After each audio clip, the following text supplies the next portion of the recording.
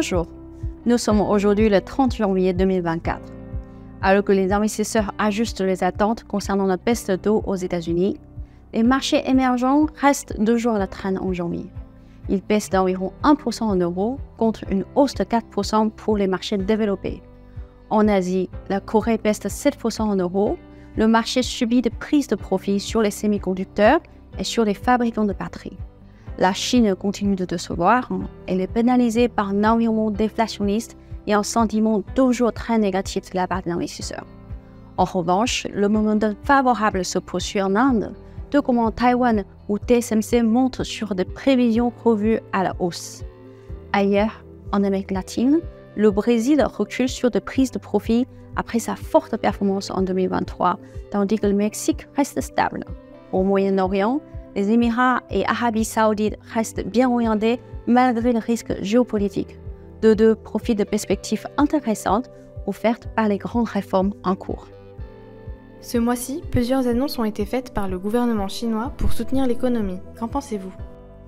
Malgré des messages pro-croissance répétés de la part du gouvernement, les mesures de soutien implémentées en 2023 se sont révélées insuffisantes pour redonner confiance aux agents économiques.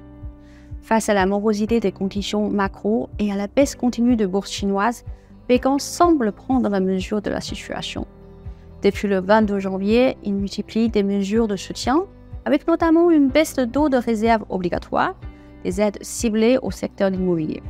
Ces décisions sont en pas dans la bonne direction, mais le marché ne semble pas convaincu.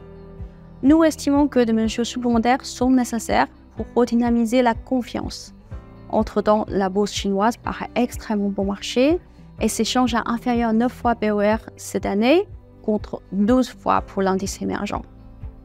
Un bon nombre de sociétés dans vos portefeuilles ont publié des résultats. Quel est votre constat?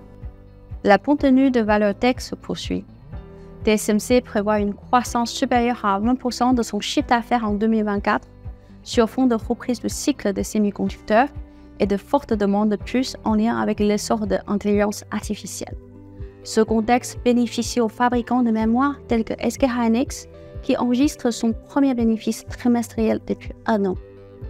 Parmi les valeurs bancaires, Banorte au Mexique et PCA en Indonésie ont publié de très bons résultats, portés par une demande de prêt plus forte qu'attendue. L'Indien ICICI Bank a aussi rassuré. En revanche, HDFC Bank a déçu en absence de l'amélioration de sa marge nette d'intérêt. Nous notons également de bons résultats de Reliance Industries. Les résultats préannoncés par les sociétés chinoises sont sans surprise mauvais. Cela pourrait inciter le gouvernement à renforcer les mesures de soutien. Sungrow et New Oriental Indication sont parmi les exceptions. Comment positionnez-vous les portefeuilles dans cet environnement? Suite aux multiples mesures de soutien annoncées en Chine, nous estimons qu'il est désormais dangereux d'être sous-investi dans ce marché. Nous avons donc renforcé nos positions à environ 25%, comparé à 22,5% en mi-janvier.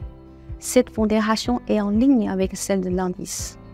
Le cas d'investissement sur la Chine reste compliqué pour les raisons de déflation et risques sino-américains, mais la décote et la prise de conscience des autorités plaident pour une position plus favorable. Bien que toujours inférieur à l'indice, le poids de Taïwan a été augmenté suite au renforcement de nos TSMC. La surpondération coréenne a été réduite suite à la prise de profit partielle sur SK Hynix, un titre qui a affiché une très forte performance en 2023. Ailleurs, nous sommes surpondérés sur l'Inde et en Amérique latine. Restons prudents en Europe de l'Est et en Afrique. Nous vous remercions de votre confiance et de votre fidélité.